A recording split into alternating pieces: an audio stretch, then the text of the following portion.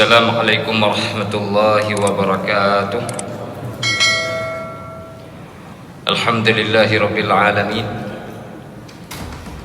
Wa bihi nasta'inu ala umuri dunya waddin. Ashhadu an la ilaha illallah wahdahu la syarika lah. Wa ashhadu anna sayyidana Muhammadan abduhu wa rasuluhu la nabiyya ba'dah. Allahumma salli wa sallim wa barik ala hadha an-nabiyil karim Sayyidina wa maulana Muhammad wa ala alihi wa ashabihi ajma'in. Sidang jemaah subuh yarhamkumullah, Bapak dan Ibu yang kami muliakan. Ada satu dari sekian haditsun qudsiyun di mana di dalam hadis ini Allah Subhanahu wa ta'ala menyampaikan firman-Nya. Namun sebelum kami sampaikan matan dari firman tersebut, sedikit penjelasan lebih awal bahwa hadis ini dikenal oleh para ulama dengan hadis yang masyhur. Artinya tidak didapati sanad yang dinukilkan dan diriwayatkan kepada kita secara bersambung sampai kepada era penulisan hadis. Pertama dikarenakan karena hadis ini memang masyhur.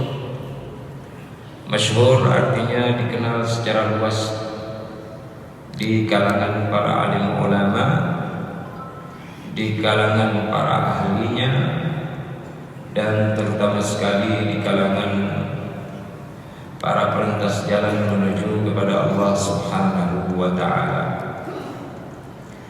Namun beberapa ulama terkenal mereka menyebutkan tentang hadis ini di dalam karya-karya mereka. Di antaranya ada Syekhul Islam Taqiyuddin Muhammad ibn Taimiyah yang kontroversial pada masanya juga menukilkan tentang hadis ini, di mana beliau menyebutkan wa fi haditsin israiliyyin, dan disebutkan di dalam berita Israiliyah, ya ibna Adam la takhafanna min sultan ma dama sultani baqiya, ila seterusnya sampai dengan selesai matan daripada hadis itu. Kemudian juga diikuti oleh murid beliau Ibnul Qayyim al-Jauziyah, di mana di dalam karya beliau yaitu Al-Jawab Al-Kafi, beliau juga menyebutkan tentang hadis ini dengan menggunakan kosakata wa fil atharil ilahi, dan di dalam berita tentang ketuhanan. Artinya berita ini berbicara tentang firman Allah, akidah, serta perilaku manusia yang sedang menuju kepada Allah, yang berkaca dan bercermin kepada hadis ini.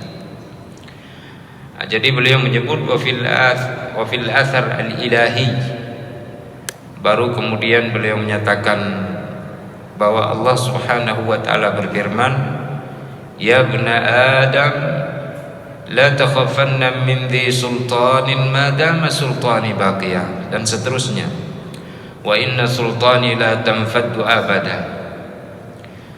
Setelah itu juga hadir di dalam karya Abul Fida Muhammad ibn Katsir, di dalam tafsir beliau yang fenomenal, yaitu Tafsirul Quranil Karim, saat beliau mentafsirkan surah Adz-Dzariyat. Beliau menyebutkan wa fi ba'dil kutub al-ilahiyyah, disebutkan hadis di dalam beberapa kitab yang berasal dari Tuhan. Artinya ada karangan-karangan manusia yang mereka nukilkan di mana berita itu berbicara tentang ketuhanan. Nah, ketika ulama ini, yaitu tiga-tiganya berbicara tentang persoalan ketuhanan, maka yang dimaksud adalah Allah Subhanahu wa ta'ala. Dan ini disebutkan secara sharih oleh Ibnu Katsir. Yaqulu Allah Subhanahu wa ta'ala, ya ibn Adam, la takhafanna min dhi sultan ma dama sultani baqiya, ila akhiril hadis.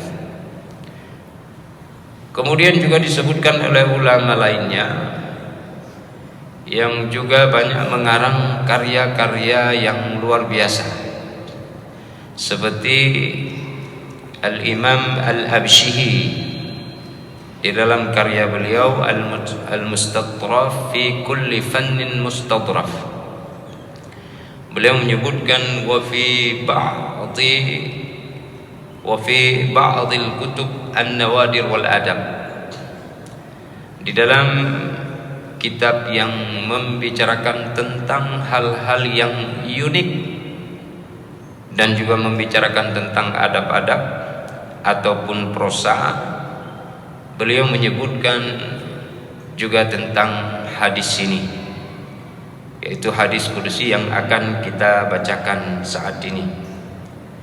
Sidang jamaah yang dirahmati Allah, di masa modern ini muncul ulama besar, guru kami Fadilatul Syekh Muhammad Mutawalli Asy-Sya'rawi, Allahu yarham.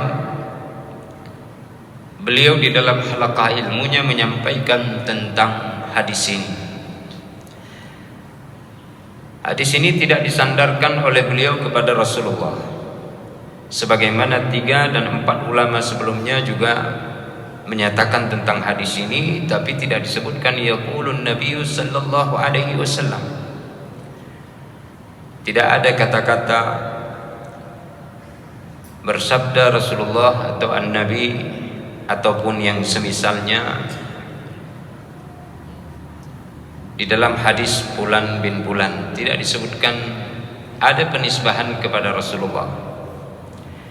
Hadis ini kita dapati lataif, yaitu kehalusan bahasanya para ulama dan kehati-hatian mereka, sehingga tidak ada celah bagi mereka apalagi sampai mengatakan itu sebuah kekeliruan dan kesalahan,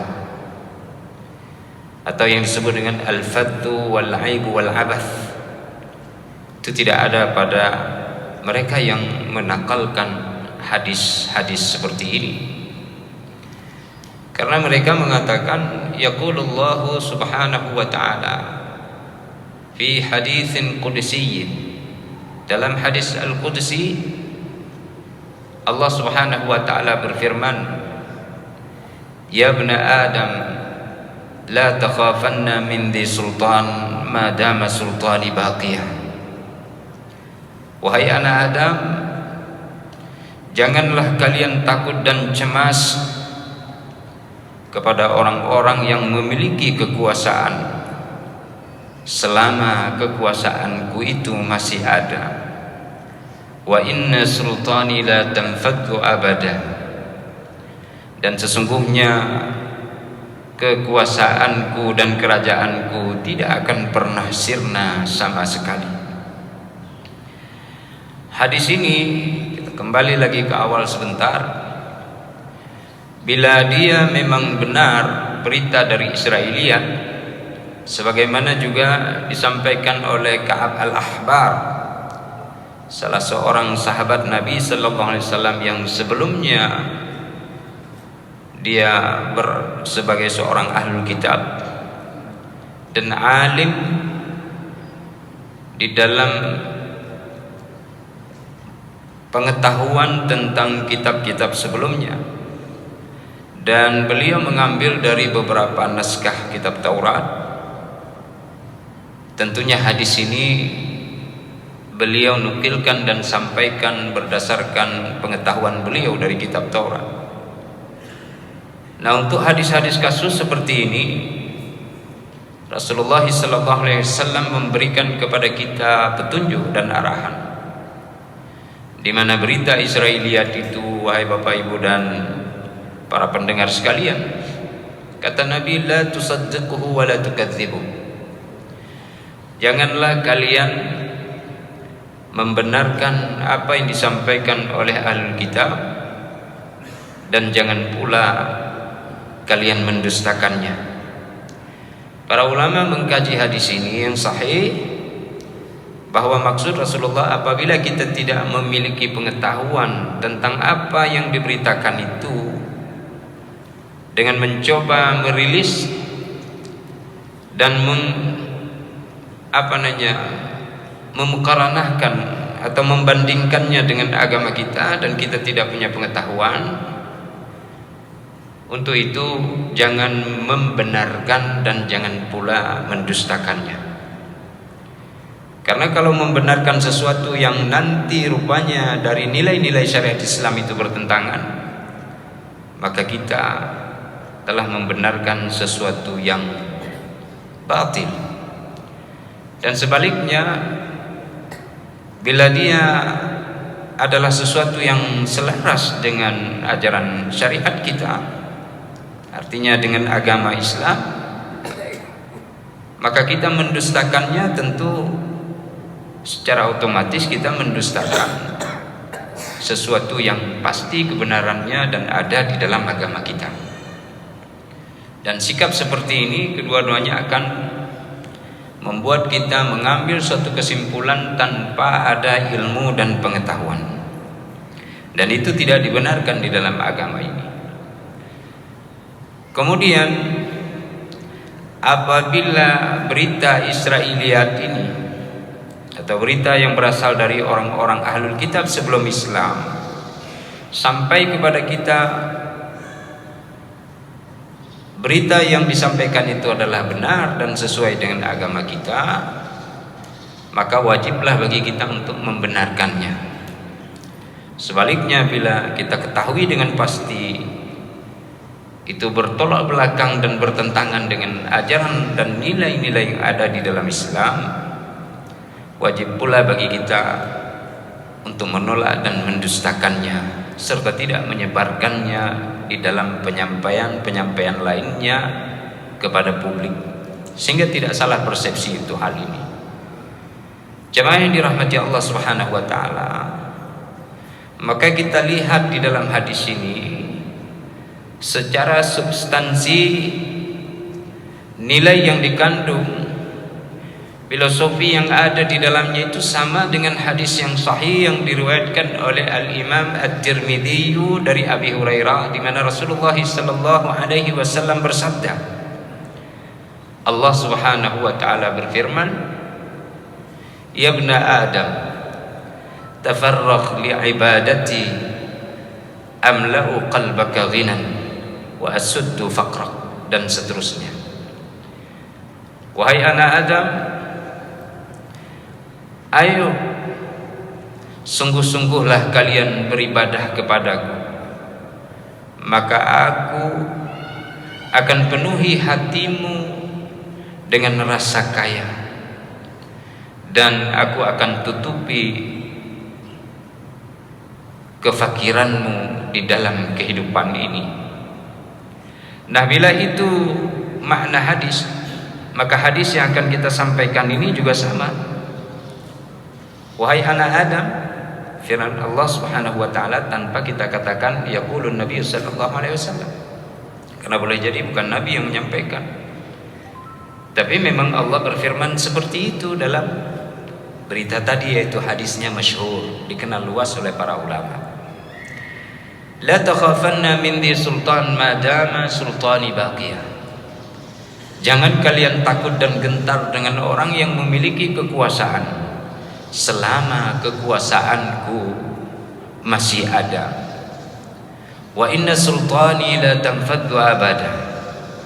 Dan sungguh kekuasaan kerajaanku tidak akan pernah sirna sama sekali.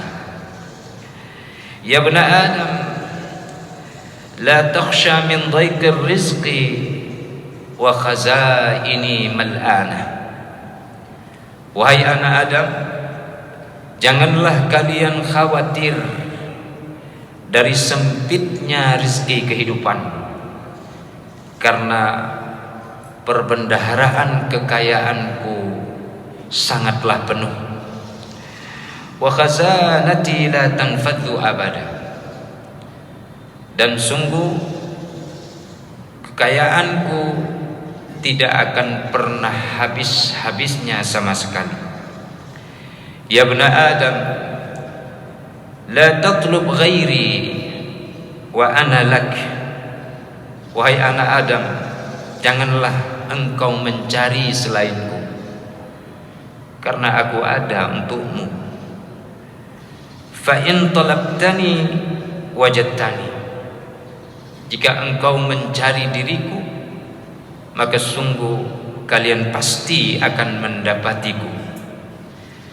Wa in fattani fattuka wa fatakal khairu.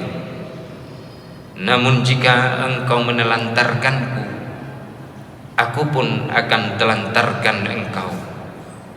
Dan pada saat itu seluruh kebajikan akan hilang dari dirimu. Ya bna Adam, khalaqtuka lil ibadati fala tal'ab. Wahai anak Adam, janganlah kalian bermain-main, karena aku menciptakan kalian untuk beribadah kepadaku.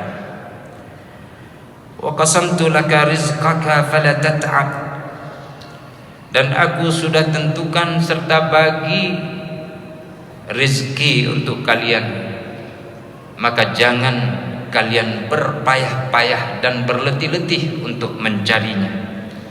Maksudnya adalah jangan serta-merta kita terus berusaha mencari dunia ini sementara kita lupa kewajiban terhadap Allah Subhanahu wa taala. Kalaupun kita mencari dunia ini, maka itu pun dalam rangka pembolehan ataupun anjuran dari agama kita, sehingga nilainya akan bermakna ibadah sama sekali. Lalu Allah melanjutkan, fa in radita bima qasamtuhu laka arahtu qalbaka wa badanak. Jika kalian hai anak Adam reda dengan pembagian rezeki dari sisiku untukmu, maka aku akan jadikan hatimu merasa rehat, dan badanmu pun akan demikian. Wa kunta indi mahmuda. Sementara engkau di sisiku sebagai hamba yang mulia.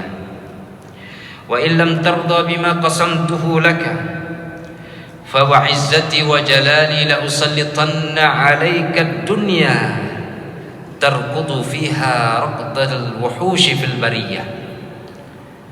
Sementara jika engkau tidak reda dengan apa yang telah kubagikan dari rezekimu, maka sungguh demi keagungan dan kemuliaanku, aku akan telungkupkan dunia untukmu atau ke atasmu, dan engkau tidak akan mendapatkan dari dunia itu kecuali yang telah aku bagi dan tentukan untukmu. Dan engkau akan mencari dunia itu dengan letih, merangkak bagaikan merangkaknya binatang liar ketika mencari buruan dan mangsanya. Dia akan terengah-engah. Thumma la yakun laka minha illa ma qasamtuhu lak wa kunta indi madhmuma. Dan kalian pun dengan terengah-engah itu pun tidak akan mendapatkan dari dunia kecuali yang telah aku tentukan untukmu, sementara engkau di sisiku menjadi orang yang tercela. Ya bna Adam, khalaqtus samawati as-sab'a wal aradina as-sab'a wa lam a'i bi khalqihin. Wahai anak Adam, aku telah menciptakan 7 lapis langit dan 7 lapis bumi, dan aku tidak merasa letih dengan menciptakannya. Ay'ini raghifu 'aishin asuquhu lak. apakah mungkin aku akan merasa letih hanya untuk mengantarkan sepotong roti untukmu? Jadi Allah katakan 7 lapis langit, 7 lapis bumi Allah ciptakan. Allah tidak lelah dan letih. Maka apakah mungkin untuk mengantar sepotong roti untuk kamu, hai anak Adam, Allah akan merasa letih? Sebuah perbandingan yang manusia kadang-kadang tidak mampu menangkapnya karena keliru di dalam membandingkan sesuatu.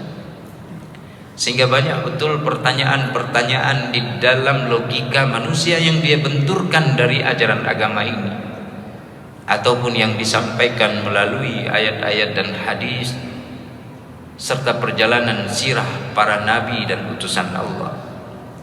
Padahal mereka keliru di dalam menimbang dan menganalogikan apa yang sedang mereka pikirkan dengan teks yang disampaikan di dalam ayat Al-Quran dan hadis ataupun nilai-nilai agama ini. Sidang jamaah yang dirahmati Allah, lalu Allah lanjutkan firman-Nya, ya ibna Adam, ana lam ansa man asani fa kaifa ansa man ata'ani.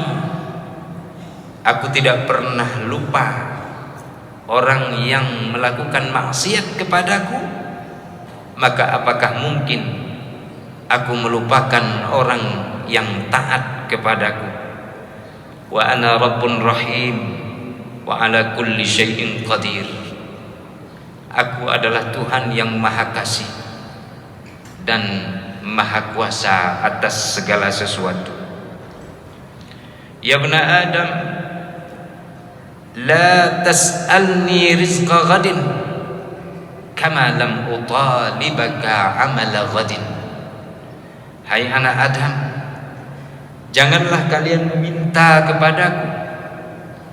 Hai anak Adam, janganlah kalian meminta kepadaku rezeki esok hari, karena aku pun tidak pernah meminta kepadamu untuk melakukan amal esok hari.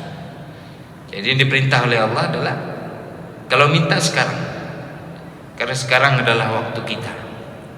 Esok belum tentu waktu itu bagian dari kita. Untuk apa kita minta, ya Allah kasih aku rezeki besok, toh nanti malam kita akan meninggal dunia. Banyak orang yang merencanakan membangun rumah, ingin menikah, punya anak, dia menanam biji-bijian, dia berharap nantinya bisa mendapatkan hasil yang melimpah ruah, tapi dia sudah tertulis di sisi Allah sebagai orang yang mati dalam tahun itu, dan itu ditentukan pada malam Lailatul Qadar. Oleh karena itu, bila meminta, kata Allah, mintalah sekarang, karena waktu itu adalah sudah diberikan kepada engkau. Jangan minta untuk sesuatu yang mutawahham, ya, tata'allaqu husuluhu bil an au bi waqtil an. Jangan meminta sesuatu yang masih belum pasti tapi masih terikat dengan kejadian hari ini. Misalnya kita beri contoh, Senin depan insyaallah kita akan menyampaikan tausiah subuh. Memang Senin depan itu akan datang, waktunya akan datang, tapi proses penyampaian ini belum tentu kami bisa hadirkan, karena waktu untuk Senin depan belum lagi untuk kita, tapi boleh jadi untuk orang lain kita telah tiada. Namun waktu yang akan datang pasti terikat dengan hari ini, karena kita hidup hari ini dan mungkin saja hidup pada subuh Senin yang akan datang. Dan hari ini kita menyampaikan tausiah, ada hubungannya nanti masih terikat Senin depan. Bila umur ada, kita juga menyampaikan tausiah. Jadi apa yang terjadi yang belum pasti itu masih terikat dengan hari ini. Inilah yang dinamakan dengan waktu. Abu Talib Al-Makki pernah ditanya, dan ini sudah kami sampaikan berkali-kali, Sayyidi, kami melihat engkau begitu ketat di dalam ibadahmu, kenapa engkau tidak rehat sebentar saja? Beliau menjawab, insya Allah aku akan rehat, tapi ketika nanti waktuku sudah diberikan kepada orang lain. Artinya ketika sudah mati baru istirahat dari ibadah. Sebelum mati, maka itu adalah waktu yang diminta oleh Allah. Aqimus salat, dirikanlah salat. Kapan mendirikan salat? Saat kita berada dalam waktu itu. Tidak boleh dirikanlah salat zuhur besok. Tidak. Tapi disitulah wa atuz zakat, tunaikan zakat juga demikian. Ketika harta yang berada bersama kita itu sudah sampai penuh 1 tahun, atau sampai haul namanya, atau harta itu juga sudah sampai nisabnya, kemudian juga harta itu milik kita yang sempurna. Milik yang sempurna ada bersama kita, bukan dia hilang entah kemana dan tidak berada bersama kita atau kongsi dengan orang lain. Begitu juga zakat fitrah misalnya, zakat jiwa bagi tiap-tiap kita, siapapun yang hari ini hidup, ya, saat diminta kapan hari itu yang dimaksud, sebahagian waktu dari bulan Ramadan dan sebahagian waktu dari bulan Syawal. Dia ada hidup di akhir Ramadan dan sempat hidup saat masuk bulan Syawal ketika terbenam matahari. Tidak peduli orang tuakah, mudakah atau belia, laki-laki perempuan, atau dia hamba sahaya maupun orang merdeka, asalkan dia punya makanan yang mencukupi bagi dia pada hari raya sampai dengan malamnya, maka dia harus mengeluarkan zakat fitrah. Dan pada saat itulah permintaan dari agama ini untuk kita lakukan dan kita keluarkan, bukan setelah itu. Oh, kalau kita mau keluarkan sekarang, itu kesimpulan ulama, ada 5 hukum, ada boleh, ada diutamakan, ada wajib, ada sunat, ada makruh, ada pula haram mengeluarkan zakat fitrah pada waktu yang diharamkan oleh agama ini. Sidang jamaah yang dirahmati Allah, oleh karena itu klausulnya di sini adalah ya bna Adam la tas'alni rizqa ghadin fa inni lam utalibaka amala ghadin. Hai anak Adam, janganlah engkau meminta kepadaku rizki esok hari, karena aku tidak pernah meminta kepadamu untuk beramal esok hari. Jemaah yang dirahmati Allah, selagi kita punya ada kesempatan, maka minta sebanyak-banyaknya kepada Allah. Kadang-kadang ada keterbatasan dari manusia. Keterbatasan itu sangat mendesak, seperti di dalam surat An-Naml ayat 68. Allah berfirman, amman yujibul muttarra wa yakshifus su'a wa yaj'alukum khulafa'al ardi a ilahun ma'allah qalilan ma tadhakkarun. Siapakah yang menjawab doa orang-orang yang sedang dalam kesulitan dan menyingkap keburukan yang menimpanya dan menjadikan kalian semua khalifah di muka buminya? Adakah Tuhan lain selain atau bersama Allah? Amat sedikit manusia mau mengingatnya. Di sini coba perhatikan ayat. Amman yujibul muttarra. Al-muttarra itu orang yang sedang berada di dalam kesulitan. atau dia berada di dalam situasi yang genting. Apa dimaksud dengan muttar? Muttar itu atau situasi yang genting atau darurat itu adalah ketika jalan dan sebab sudah tidak nampak lagi pada manusia. Ketika jalan yang sebelumnya ada dalam kehidupan ini, ada sebab dan akibat, tapi ini tidak nampak lagi. Dia berada in the corner, berada di sudut yang sangat terbatas dan sempit. Seperti orang berada di lautan, sedang dihantam oleh gelombang, kapal hendak karam, dia tidak ada tempat berpegang, pelampung pun tidak ada. Maka orang itu berada di situasi yang genting dan darurat.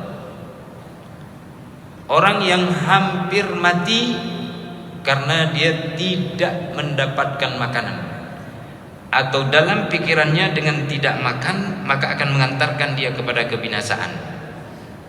Artinya tidak ada nampak lagi di sana celah jalan-jalan yang akan ditempuh serta sebab yang menyebabkan dia bisa memperpanjang situasinya. Tidak ada. Ini namanya orang yang dalam situasi genting. Maka Allah tanya, siapa yang menjawab doanya ketika dia meminta kepada Allah, ya Allah tolong aku. Tidak ada Tuhan lain, yang ada hanyalah Allah. Atau mungkin ada Tuhan lain bersama Allah? Tidak ada. Cuma ada di sana Allah bersama kamu, maka minta kepadanya. Ini sudah dicontohkan oleh Rasulullah.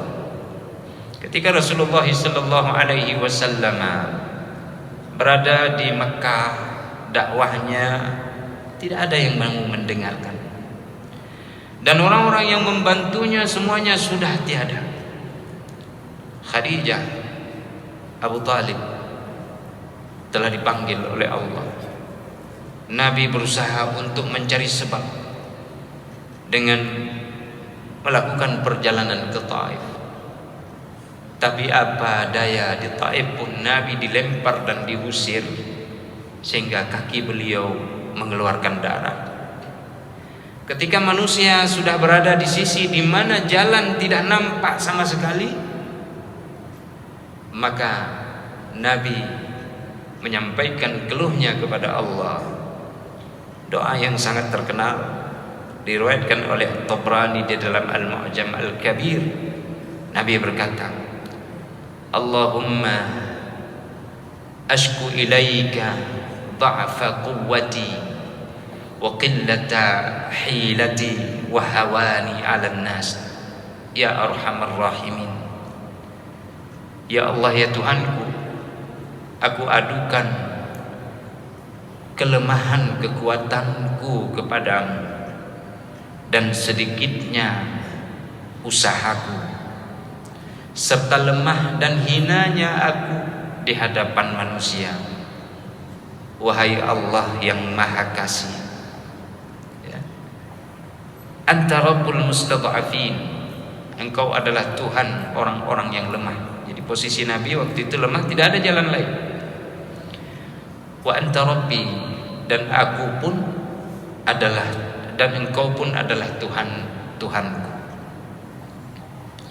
Ila man takilni, kepada siapa Engkau serahkan diriku ini? Ila ba'idin yatahajjamuni au ila aduwin mallattahu amri.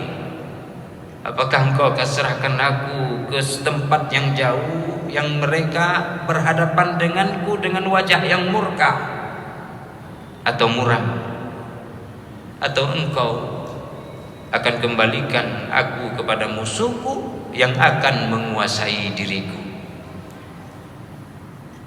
In lam yakun bika alayya ghadabun fala ubali. Jika Engkau wahai Tuhanku tidak murka kepadaku, aku tidak peduli. Walakin afiyatuka awsa'u li, tetapi yang ku ketahui adalah dan ku akui, maafmu amat besar bagiku jika keterbatasan itu berada pada sisiku dalam menyampaikan dakwah ini. A'udzu binuri wajhik, alladzi asyraqat lahu dhulumat. Aku berlindung dengan wajahmu yang kegelapan terang karenanya. Wasaluha alaihi amrud dunya wal akhirah. Dan dengan cahaya wajahmu pula kehidupan dunia dan akhirat itu akan menjadi baik dan seimbang. Ini yang didoakan oleh Rasulullah sampai dengan akhir hadis, wala haula wala quwata illa billah, atau wala haula wala quwata illa bik. Ya. Ini sedang jamaah rahimakumullah. Ketika Rasulullah sampaikan seperti itu, apa yang terjadi? Allah tolong? Ya. Bagaimana Allah tolong? Kalau sudah bersama Allah, Allah semakin dekat kepada orang itu.